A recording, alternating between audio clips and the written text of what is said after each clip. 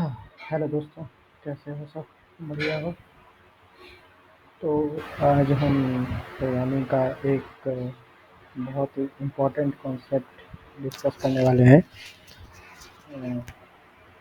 तो एक्चुअली हम आज डिफरेंस जानेंगे कुछ टर्म्स के बारे में।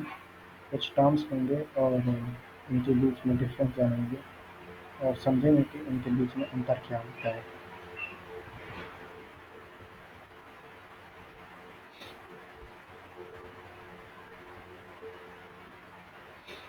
टर्म्स हैं वेरिएबल ऑफ ए क्लास, दूसरा टर्म है instance of a class, last term है reference reference of a class.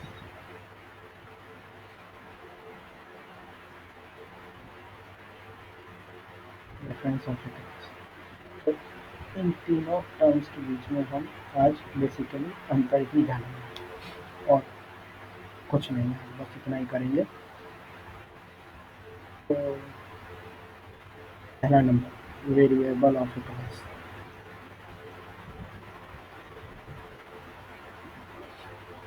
मतलब क्या होता है? जब भी हम कोई भी मॉडर्न प्रोग्रामिंग लैंग्वेज जैसे कि डॉटनेट हो गया, जावा हो गया, है ना, कोई भी programming language, advance programming language जैसे पाइथन हो गया, है ना, इसमें ये स्टेटमेंट लिखते हैं इंट ए, है ना, इतना लिख देते हैं। इसका मतलब होता है ए इज ए वेरिएबल और टाइप इंट। इसका मतलब ये हुआ कि जो ए है वो सिर्फ वेरिएबल है। और इसका मतलब बेसिकली हम कह सकते हैं कि ये लिख करके हम कंपाइलर को ये इंस्ट्रक्शंस दे रहे हैं कि इन फ्यूचर में हम रैम में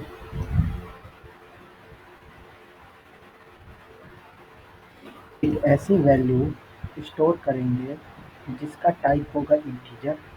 मतलब वो इंटीजर टाइप की वैल्यू हम रैम में आगे चल के हम अपने प्रोग्राम में स्टोर करेंगे, ठीक है। और उस मेमोरी ब्लॉक का नाम होगा ए। ये सब हम करेंगे, हमने किया नहीं है, हम कंपाइलर को ये बता रहे हैं कि हम ऐसा आगे चल के अपने प्रोग्राम में करेंगे। हम इंटीजर टाइप का वेरिएबल रैम में स्टोर करेंगे, किया नहीं है हमने, करेंगे, ठीक है ना। तो हम करेंगे, हमने अभी तक किया नहीं है, तो ठीक है, हम करेंगे, हमने किया है नहीं अभी तक, ठीक है। इसका मतलब यही होता है। मतलब इसका क्या हो गया, variable is just a name of a memory block which we will create further in our program.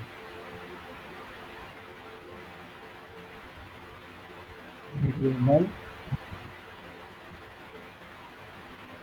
this variable has not hold any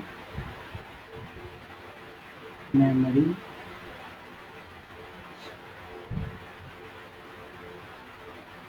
in ठीक है। अब इसको हम प्रैक्टिकली करके भी दिखाते हैं।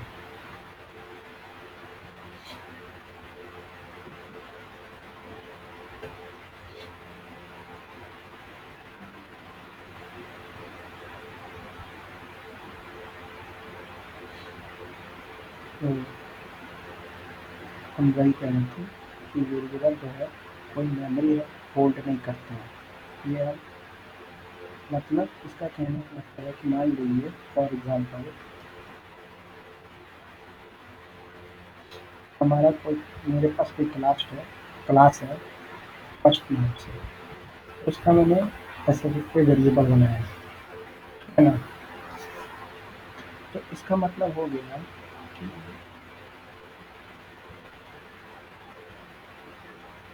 f is pointing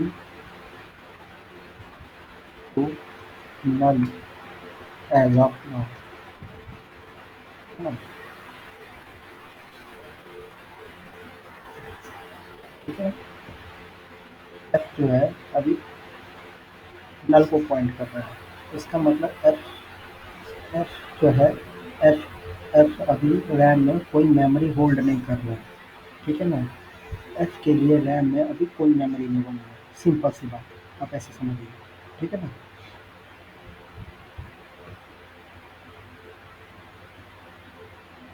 हम एक प्रोजेक्ट बना करके प्रैक्टिकल करके दिखाते हैं।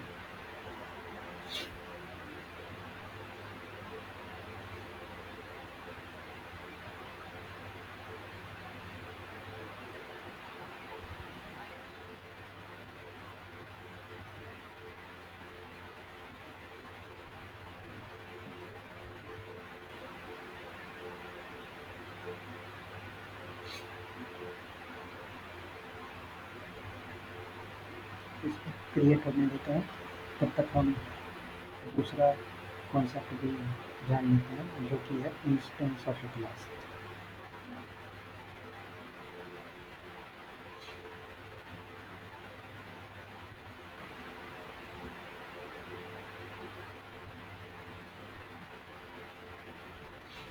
तो जैसे कि हमने ये वाला एग्जांपल लिया, ठीक है ना। मेरे पास इस एग्जांपल में मैंने कहा कि मेरे पास कोई क्लास है जिसका नाम फर्स्ट है, उसका मैंने वेरिएबल बनाया है एफ। हाँ, तो मैंने ऐसे लिख दिया।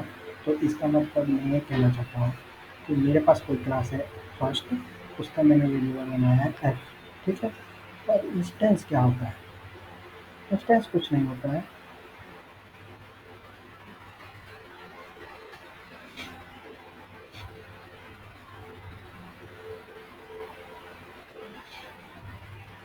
जब हम ऐसा लिख देते हैं ना, तब हम क्या कर सकते हैं, F is now instance of a class, मतलब which means f will now hold memory inside her RAM या और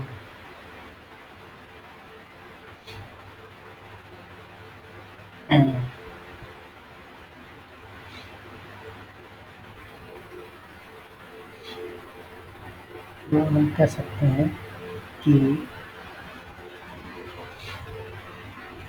memory for f has been created inside the RAM, है ना। इंस्टेंस का मतलब ये होता है। ठीक है। तो ये मेरा प्रोजेक्ट रेडी हो गया। ठीक है।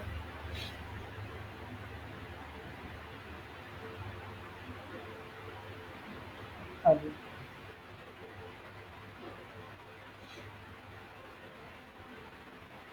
मेरा प्रोजेक्ट है, इसमें हम क्या करते हैं, एक क्लास ऐड करते हैं।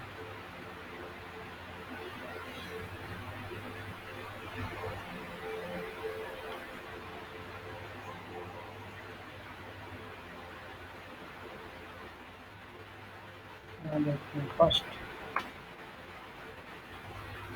फर्स्ट क्लास क्रिएट हो गई। ठीक है, बहुत बढ़िया। फर्स्ट क्लास क्रिएट हो गई, बहुत बढ़िया। अब इसमें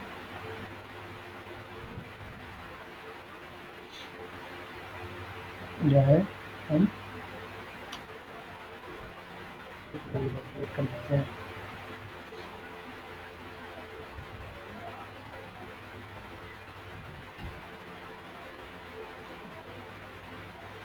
और ये का स्ट्रक्चर बनाया जाए।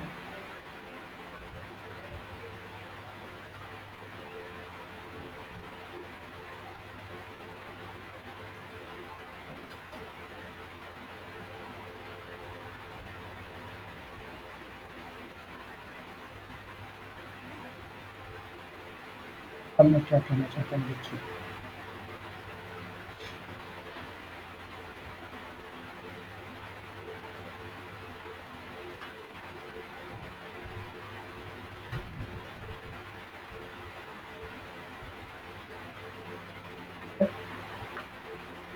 ये है F1 is the variable of a class। अब अगर हम चाहें करना कि F1 के माध्यम से हम जो है पब्लिक बना देते हैं समझने के लिए चीज़। F1 के माध्यम से हम हम चाहते हैं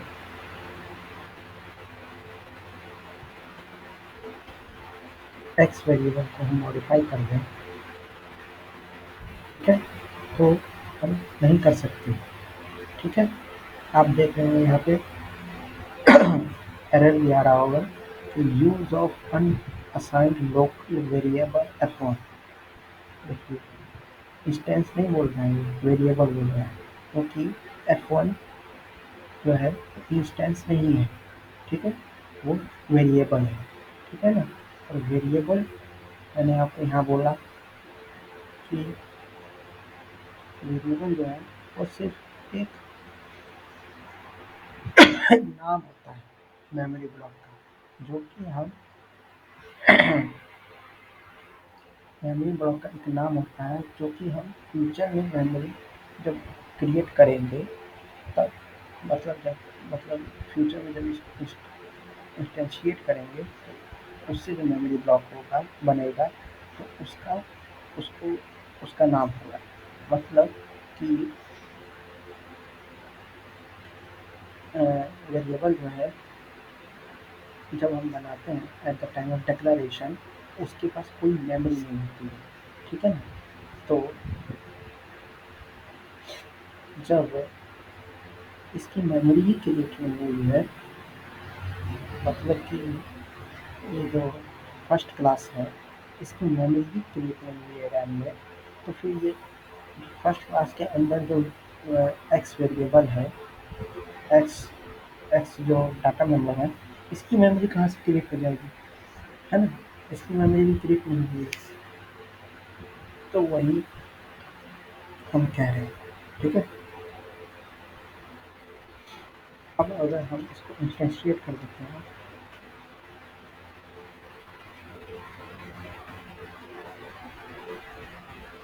तो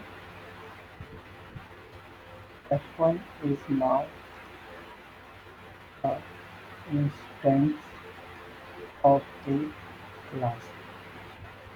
ठीक है, अब अगर हम प्रिंट करना चाहें F1 की वैल्यू,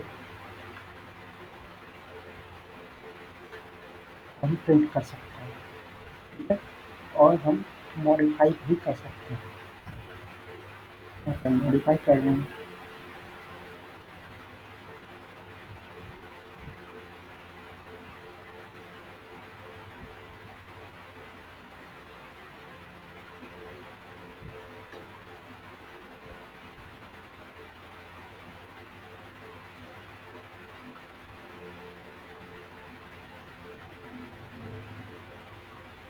कीजिए, देखिए आउटपुट।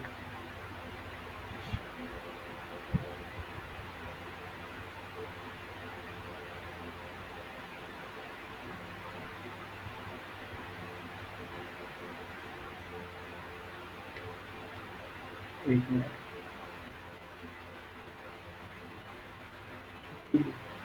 स्क्रीन को होल्ड करने के लिए रीड लाइन यूज़ करते हैं।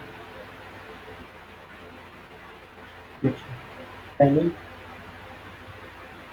पहले जो है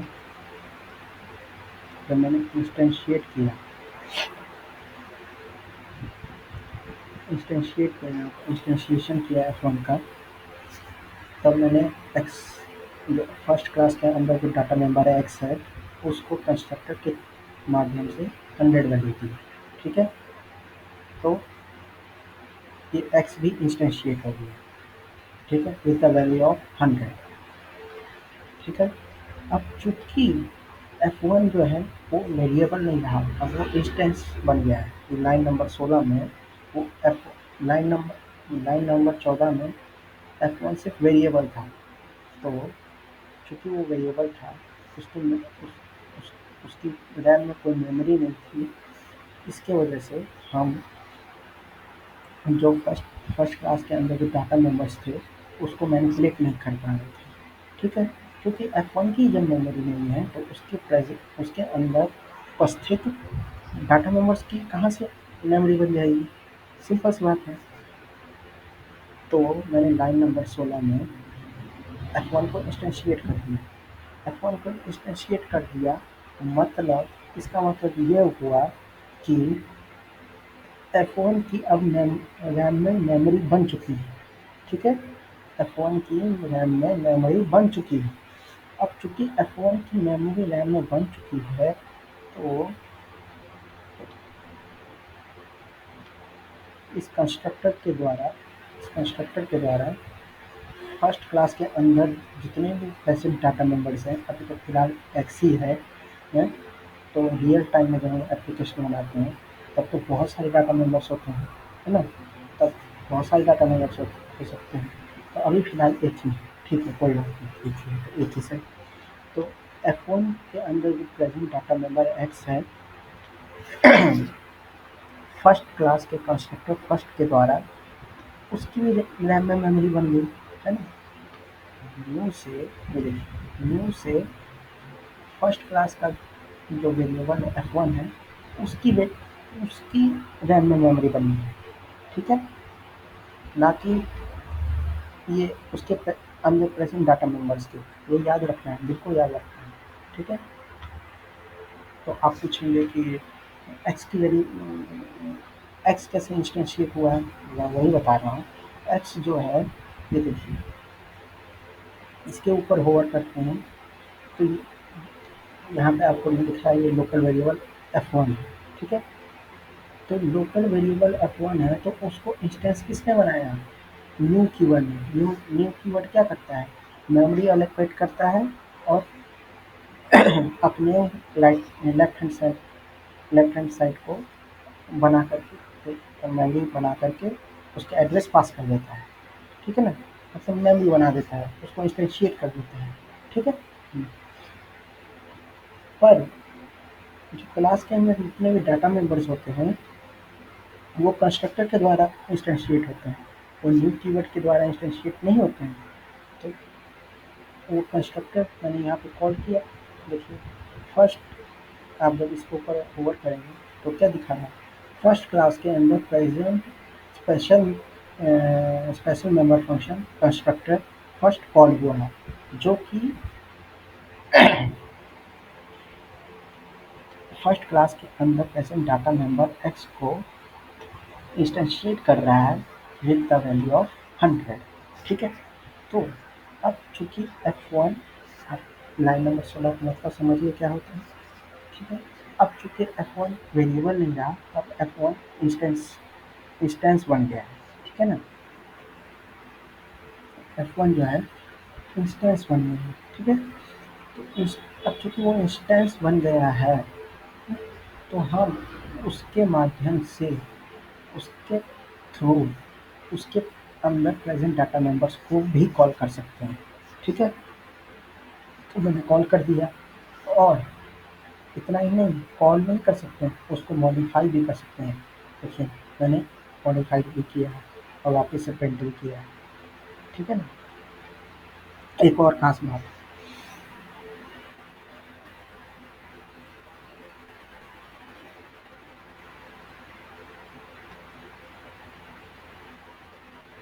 क्या करते हैं, फर्स्ट क्लास का जो है ना, एक और ऑब्जेक्ट बनाते हैं, एक और इंस्टेंस बनाते हैं।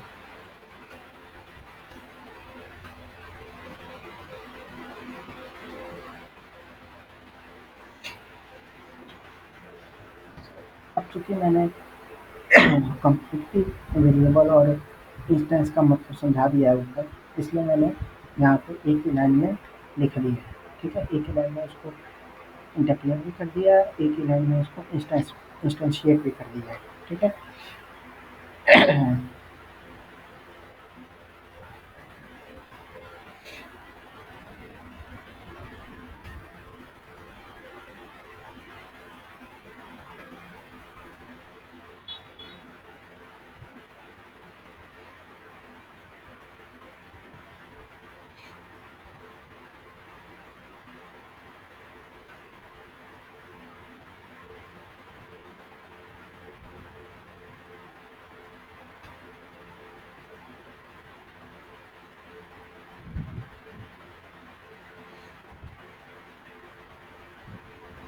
ये देखिए, मैंने इंस्टेंस बनाया, सेकंड इंस्टेंस बनाया। ठीक है, और उस, अब जब सेकंड इंस्टेंस बनाया तो फर्स्ट क्लास, तो सेम फर्स्ट क्लास है, सेम क्लास के सेम डाटा मेंबर को मैंने, जब मैंने दूसरा इंस्टेंस बनाया उसका डिफरेंट वैल्यूज के साथ इंस्टेंशिएट किया। ठीक है, पहले मैंने सेम क्लास के सेम डाटा मेंबर को 100 के साथ इंस्टेंशिएट किया था। ठीक है, फिर दूसरे पड़ाव में मैंने सेम क्लास के सेम डाटा मेंबर को डिफरेंट वैल्यू के साथ इंस्टेंशिएट किया। ठीक है, ये देख सकते हैं, मैं डिफरेंस समझाने के लिए मैं जो है दोनों को एक साथ ही प्रिंट कर देता हूँ।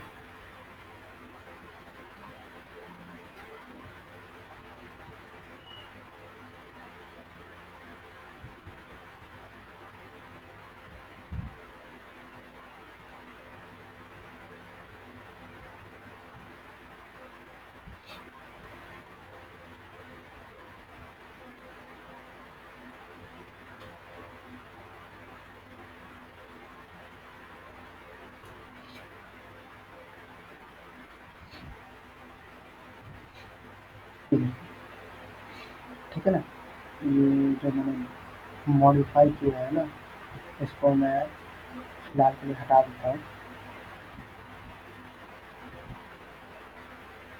ताकि जो मैं समझाना चाहता हूँ आप उसी पर फोकस करें। तो हाँ, मैं ये कहना चाहता हूँ कि जब मैंने पहली बार फर्स्ट क्लास का इंस्टेंस बनाया, तो सेम क्लास के सेम डाटा मेंबर को मैंने 100 वैल्यू के साथ इनिशियलाइज़ किया। ठीक है, और जब मैंने दूसरी बार याद रखिएगा, दूसरी बार मैंने इंस्टेंस सेम क्लास के सेम डाटा मेंबर को डिफरेंट वैल्यू के साथ इनिशियलाइज़ किया, तो पहले वाले के ऊपर कोई फ़र्क नहीं पड़ा। इसका मतलब मैं कहना क्या चाहता हूँ,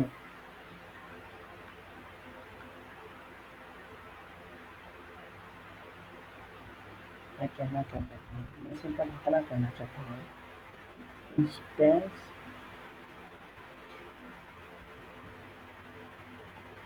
of a class is different और ऑब्जेक्ट।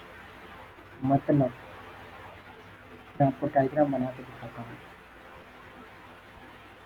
मतलब क्या है।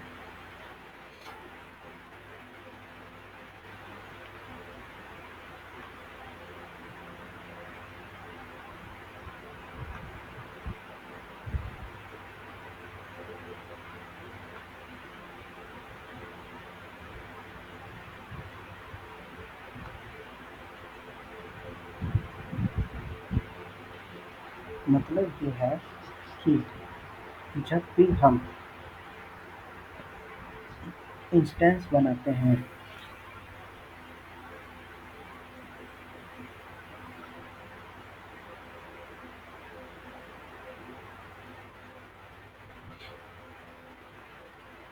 जब भी हम इंस्टेंस बनाते हैं,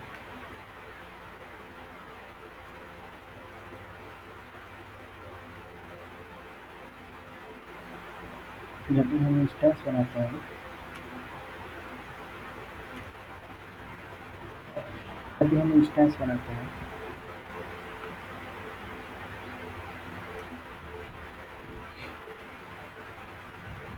तो वो सबके लिए अलग-अलग बनता है। हर एक ऑब्जेक्ट के लिए हर एक सेपरेट कॉपी बनती है, ठीक है ना? मतलब आप अगर एक क्लास के 50 ऑब्जेक्ट बनाइएगा ना, तो उसकी 50 अलग-अलग कॉपी रैम में बनेगी। 50 अलग-अलग मेमोरी बनेगी रैम में। अब 500 बनाइएगा तो 500 अलग-अलग मेमोरी बनेगी, ठीक है ना? मैं बस यही कहना चाहता हूँ, ठीक है? इसलिए जब हम किसी स्पेसिफिक ऑब्जेक्ट में चेंजेस करते हैं तो तो जिस स्पेसिफिक ऑब्जेक्ट में हम चेंजेस कर रहे हैं, जैसे कि मैं यहाँ F2 ऑब्जेक्ट में चेंजेस कर रहा हूँ, तो F2 में ही चेंजेस रिफ्लेक्ट होगा, F1 में नहीं। F1 में नहीं चेंजेस रिफ्लेक्ट होंगे। अब देख लीजिए, F1 में चेंजेस नहीं है रिफ्लेक्ट होंगे, बल्कि F2 में चेंजेस रिफ्लेक्ट होगा, क्योंकि मैंने F2 में ही चेंजेस किए थे, F1 में तो किए नहीं थे, इसलिए F1 में रिफ्लेक्ट नहीं हुआ, ठीक है? यही होता है इंस्टेंस ऑफ ए क्लास, ठीक है? अब तीसरे नंबर पे आते हैं, रेफरेंस ऑफ ए क्लास।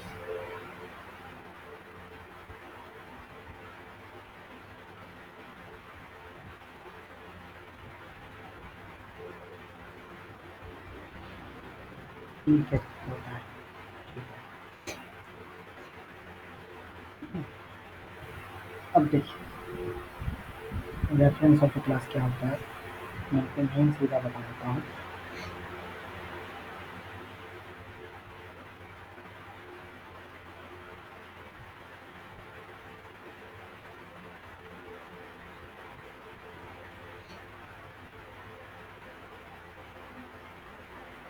एक और ऑब्जेक्ट बनाते हैं सेमी क्लास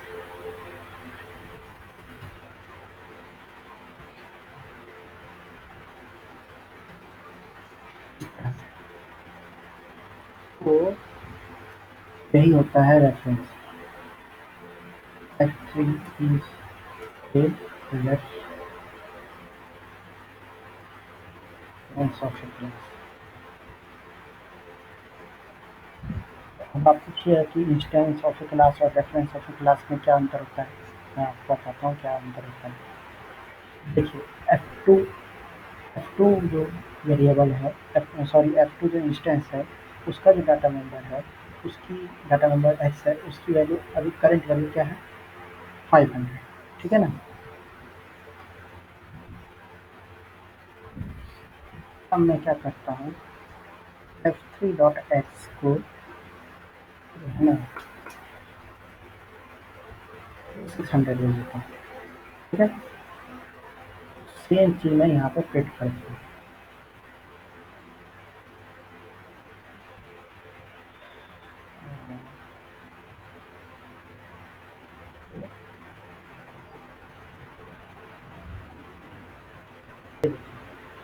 सबसे लास्ट वाली लाइन, ये क्या हुआ? तो मैंने तो F3 के F3 ऑब्जेक्ट पे डाटा मेंबर x की वैल्यू मॉडिफाई की थी। F2 के डाटा क्लास के F2 ऑब्जेक्ट के डाटा मेंबर x की वैल्यू तो मैंने मॉडिफाई नहीं की थी। यही मेन डिफरेंस होता है इंस्टेंस ऑफ क्लास और रेफरेंस ऑफ क्लास में।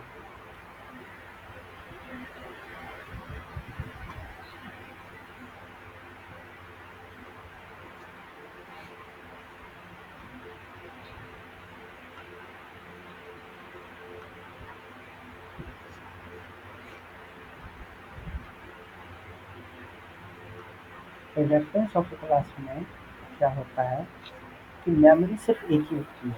आप चाहे 50 रेफरेंस बनाएंगे कोई क्लास के, 500 बनाएंगे, 5000 बनाएंगे, 50,000 बनाएंगे, 5 लाख बनाएंगे, है ना, या 50 लाख बनाएंगे, कितने भी रेफरेंस बना दीजिए, ठीक है। पर उस क्लास का रैम में मेमोरी सिर्फ एक ही बनेगा, आप चाहे कितने भी रेफरेंस बना दीजिए, ठीक है। ठीक। तो जितने भी रेफरेंस बनाएंगे ना आप, जिसके लिए यहाँ पे मैंने 2 रेफरेंस बनाए,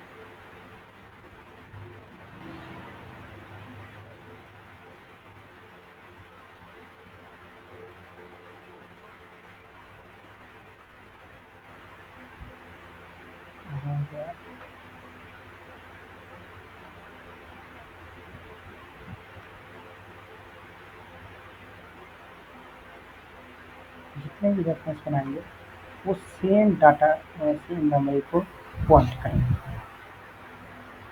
इसका मतलब क्या हुआ, चूंकि मेमोरी एक ही है पर पॉइंटर्स उस मेमोरी को पॉइंट करने वाले अनेक हैं, ठीक है ना, आप बात समझ रहे हैं।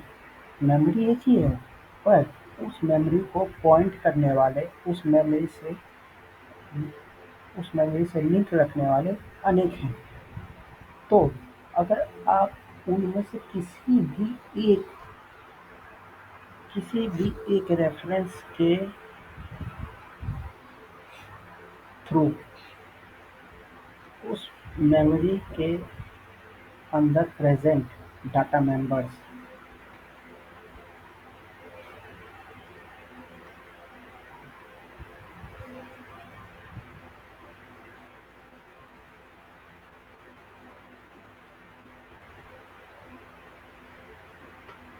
को अपडेट करते हैं तो वो चेंजेस बाकी बचे हुए रेफरेंस में भी रिफ्लेक्ट हो जाएगा।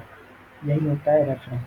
और ये रेफरेंस जो होता है वो रियल वर्ल्ड प्रोग्रामिंग में बहुत कम आता है, क्योंकि जब हम इंस्टेंस बनाते हैं ना तो पूरी की पूरी एक कॉपी जो है ना, पूरी की पूरी एक सेपरेट कॉपी कंपाइलर क्रिएट करके उसको अनबॉक्स बॉक्स करके पास करता है। म- म- सीधी सिंपल भाषा में अगर कहूँ मैं, तो अगर हम किसी भी फंक्शन को अगर इंस्टेंस पास करते हैं ना, तो वो इंस्टेंस पास करते हैं किसी भी फंक्शन को, तो कंपाइलर उसकी एक सेपरेट कॉपी बना करके, जिसको हम फॉर्मल आर्गुमेंट भी बोलते हैं, है ना, उस जिसको हम फॉर्मल आर्गुमेंट भी बोलते हैं, तो वो भेजता है, मतलब सेपरेट कॉपी उसकी बनाता है, उसको बॉक्स करता है, मतलब उसको सप्रेस करता है, ठीक है ना। मान लीजिए आपने फाइल बनाई, है ना, तो फाइल अगर आप बहुत बड़ी फाइल होती है तो आप क्या करते हैं, उसको कंप्रेस कर देते हैं, उसका साइज छोटा कर देते हैं, है ना। तो सेम वैसे ही प्रोग्रामिंग में भी होता है। तो मैं वही कह रहा हूँ कि उसको सप्रेस करता है, तब उस फंक्शन को भेजता है, ठीक है ना। और जब उस फंक्शन के पास डाटा आ जाता है तो उसको वो अनबॉक्स करता है, और अनबॉक्स करने के बाद यूज़ करता है। इसी प्रोसेस को बॉक्सिंग और अनबॉक्सिंग बोलते हैं, ठीक है। तो जब हम इंस्टेंस पास करते हैं ना, तो ये बॉक्सिंग अनबॉक्सिंग का प्रोसेस पहले होता है, फिर डाटा जो डाटा आता है उसके ऊपर फंक्शन ऑपरेट करता है। परंतु जब हम रेफरेंस पास करते हैं तब रेफरेंस में ऐसा नहीं होता है। जो जिस जिस भी मेमोरी ब्लॉक का हम रेफरेंस पास कर रहे हैं ना, जिस भी डाटा टाइप का हम रेफरेंस पास कर रहे हैं, चाहे वो यूज़र डिफाइंड डाटा टाइप हो या प्री डिफाइंड डाटा टाइप हो, है ना, उस उसका मेमोरी ब्लॉक का सिर्फ एज अ रेफरेंस रहता है। और चूंकि रेफरेंस जो है उसकी अपनी तो सेपरेट मेमोरी है नहीं, वो तो मेमोरी शेयर कर रहा है, तो उसमें बॉक्सिंग और अनबॉक्सिंग नहीं होती है, सीधा simple as as it is compiler भेज देता है, ठीक है। और फंक्शन जो कुछ भी उसके ऊपर ऑपरेशन करता है वो डायरेक्टली रिफ्लेक्ट हो जाता है। इस और इसके मदद से और इस तरह से रेफरेंस पास करने से हमारे 2 प्रोसेस जो एक्स्ट्रा लग रहे थे इंस्टेंस पास करने करने के वक़्त वो बच जाते हैं। पहला प्रोसेस तो अनबॉक्सिंग का प्रोसेस बच जाता है। दूसरा प्रोसेस जो जो कि हमारे पास डाटा मेंबर्स मतलब डाटा जो भी डाटा फंक्शन के पास आया था आर्ग्यूमेंट के रूप में, उसके ऊपर फंक्शन ने जो भी ऑपरेशन किया उसको हमको जो कॉलिंग फंक्शन है उसको रिटर्न नहीं करना पड़ता है, मतलब अपडेटेड वैल्यू कॉलिंग फंक्शन को रिटर्न नहीं करनी पड़ती है। ये दो प्रोसेस बच जाते हैं और जिसके वजह से हमारा जो एग्जीक्यूशन टाइम है, प्रोग्राम एग्जीक्यूशन टाइम है, वो और भी कम हो जाता है। ठीक है, तो बस आज के लिए बस इतना ही। तो यही बेसिक डिफरेंस होता है variable of a class, instance of a class और रेफरेंस ऑफ ए क्लास में। बाकी हम आगे कम करेंगे। Thank you.